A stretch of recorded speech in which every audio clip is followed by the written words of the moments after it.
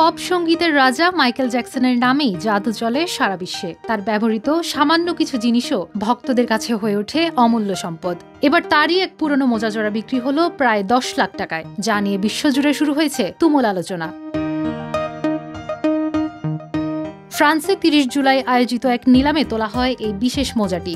জানা যায় ১৯৯৭ সালের জুলাইয়ে ফ্রান্সের নিম শহরে অনুষ্ঠিত এক কনসার্টে এটি পরেছিলেন মাইকেল জ্যাকসন। সাদা রঙের এই স্পোর্টস মোজায় ছিল ঝিলমিল করা রাইনস্টোন, যা তার পারফরম্যান্সের সময়কার গ্ল্যামার আরও বাড়িয়ে তুলেছিল।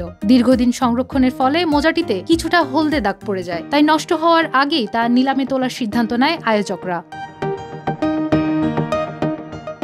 নিলামদাতারা আশা করেছিলেন এটি ৩ থেকে ৪ হাজার ডলারে বিক্রি হবে, কিন্তু মোজাটি প্রায় ৮ হাজার ডলারে অর্থাৎ বাংলাদেশি টাকায় প্রায় ১০ লাখে বিক্রি হয়, যা সবাইকে অবাক করে দেয়।